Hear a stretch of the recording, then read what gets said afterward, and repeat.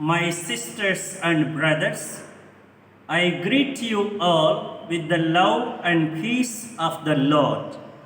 I invite you to meditate together with me on the Holy or Maundy Thursday on 1st of April 2021.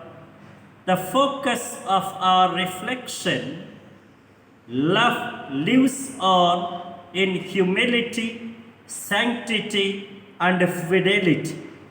As a celebration of love in washing of the feet and Last Supper, in institution of Holy Eucharist and priesthood. Today's speciality is the famous Last Supper. In that dinner scene, there are two central events. One is washing the feet of the disciples, and the other is the last dinner with his disciples. And in these two action episodes, there are two essential aspects: witness and institution. Witness to love, humility, and service, and institution of Holy Eucharist and Holy Priesthood. Taken as such, these two actions may not be so unique and extraordinary, because there are certainly some good-hearted people who serve others, who wash them and take care of them, and also to share a meal with friends or followers is nothing out of the way. But it is the identity of Jesus, the purpose and the effect of these two events that make these historical and singular. It is the identity of Jesus that makes the washing of his disciples' feet a unique event. Jesus is their Master and Lord. He is the Son of God and Savior. He is the King and the ruler. But here, the Master washes his disciples' feet. The Lord kneels before the servants. The Son of God bends before sons of men. The Savior touches and kisses the feet of the sinners to be saved. The King attends in service of his subjects. As a climax and peak of this, he shares a meal with them. His guests are not any dignitaries, but simple people. And this is the farewell meal, and what a contrast experience. This is clearly a supreme act of witness, a teaching in practice, an example in concrete. He has always been teaching and exhorting to be loving, to be humble, and to serve. But now, he shows them in action. This is a tangible and powerful example of love, humility, and service. These two actions also become the occasions to emphasize the indispensable duty to love, to be humble, and to serve, binding on every follower of Christ. These alone are the identity marks of a true disciple. A true disciple cannot be otherwise. He or she cannot be hateful and unloving, living in indifference, violence, or selfishness, cannot be arrogant, living in false dignity and self-glory, cannot domineer and subjugate others, depriving others their due dignity and rights. These are only counter sides. One who lives resentfully, aggressively, and selfishly, one who is puffed up and puts on airs, and one who manipulates and lords over others on the basis of affinities like caste, color, creed, region, language, culture, right, or money, or power, or position, or intelligence, or competence, for sure are a disgrace to discipleship.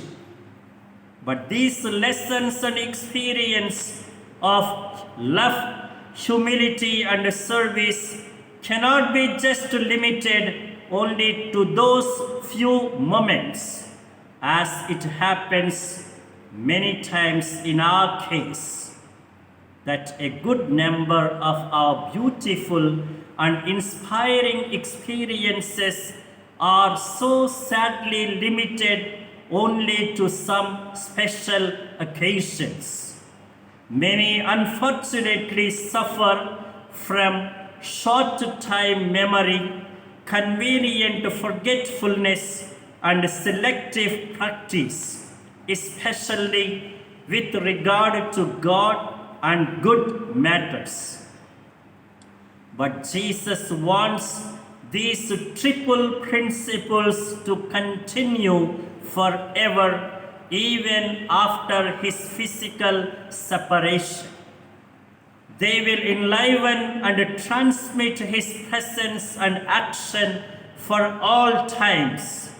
In other words, experience, continuation, and perpetuation of love, humility, and service.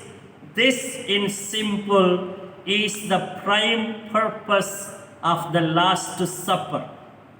The result of this purpose is effected in the institution of the Holy Eucharist and the Holy Priesthood.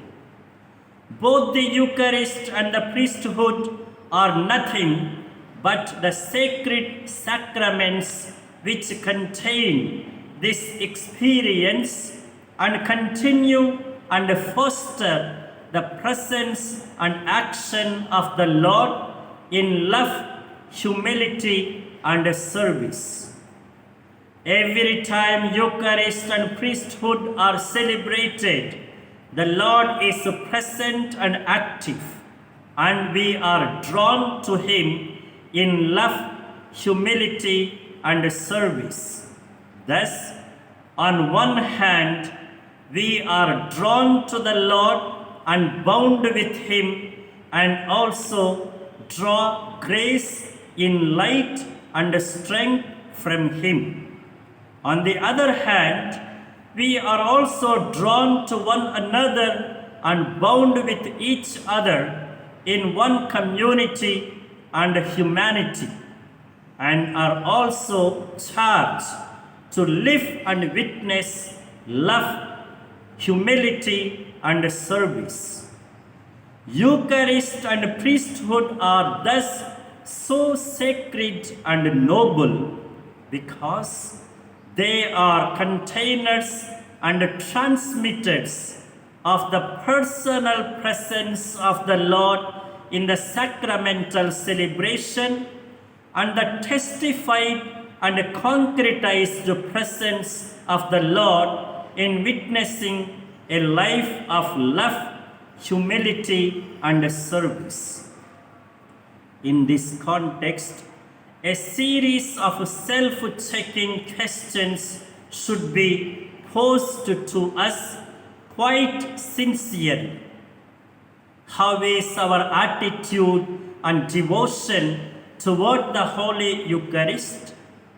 Why we see often so much indifference, tepidity, carelessness, and lack of reverence toward the Holy Eucharist? How often we are unaware that the Lord Himself enters into us, abides in us, nourishes us, heals and strengthens us. How little we feel His effect. How often we go away from the Eucharist even without the least change and betterment and continue to live worse. How can we continue so weak, so unclean, so deviated, so disunited, so hateful, so proud, so despising others, even celebrating and receiving the Eucharistic Lord? And what is our attitude and approach toward the holy priesthood and the effect of it in our lives, both concerning those who have this vocation and those who receive the fruits of their ministry? How painful it is that at times the sanctity and the dignity of this holy priesthood is so degraded. At times, what a disrespect, criticism, and harmful behavior towards priests. How easily we forget the holiness of their vocation, the immense sacrifices of them, and selfless services from them. How uncharitably and ungratefully we become one-sided and prejudiced and ignore their goodness. How often we fail to encourage, support our priests while we demand so much from them. How often we put too high demands on them while we don't bother even a little about our own quality of life. How often we exaggerate their small defects instead of being empathetic toward them. A balanced and healthy perspective towards priesthood is very much needed. It is holy, noble, and dignified, even though there can be imperfections. Personal defects should not reduce the sanctity of it, should not lower its dignity to something cheap, should not discourage and diminish the faith of the people. Experience of the Lord's presence and His action in concrete lives, blooming in love, humility, and service. These should be the distinguishing marks of Holy Eucharist and priesthood.